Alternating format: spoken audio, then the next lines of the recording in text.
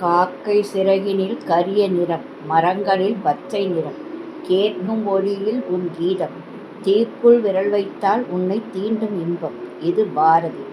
மேலும் பாரதிக்குத் தோழன், தாய், தந்தை, சேவகன், அரசன், சீடன், சற்குரு, தீராத விளையாட்டுப் பிள்ளையாக, காதலன், இப்படி பல வடிவங்களில் பல பாடல்களில் பாரதி கண்ணனை காண்கிறார்.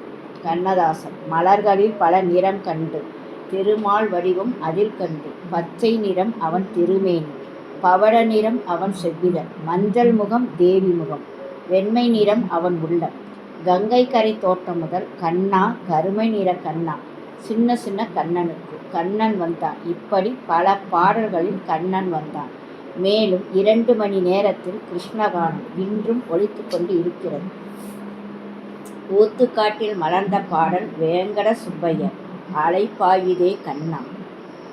கருமை நிறம் மேகம், மழை பொழிந்து உலகை காக்கிறது. நீ கார்மேக வண்ணன். பாஞ்சாலி கொடுத்ததோ சிறு துணி, ஆனால் நீ கொடுத்ததோ வந்து கொண்டே இருக்கும் பெருந்துணி. மானம் காத்தாய்.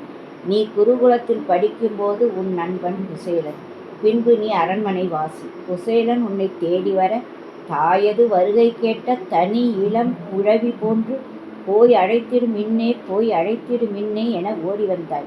கொஞ்சம் அவள் தின்று நிறை செல்வம் வழங்கி நட்புக்கு பெருமை சேர்த்தாய்.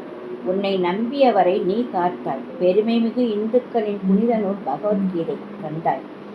தர்மம் அழிந்தால் யுகந்தோறும் நான் வருவேன் என நம்பிக்கை தந்தாய். கோகுலத்தில் நீ ஆடிப்பாடி அனைவரையும் மகிழ வைத்தாய்.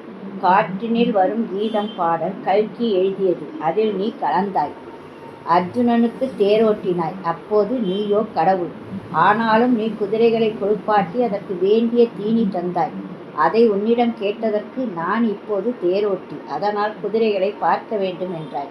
கடமையை செய் என்று சொன்னது மட்டும் அல்லாமல் செய்தும் காட்டி, செய்யும் தொழிலே தெய்வம் என்றாய். உன்னை யாரும் கட்ட முடியாது, ஆனாலும் யசோதையின் அன்பிற்கு கட்டுப்பட்டு கட்டுண்டாய். உன் பெருமை பேசினால் தீராது. வருவாய் கண்ணா அனைவர் இல்லங்களிலும்.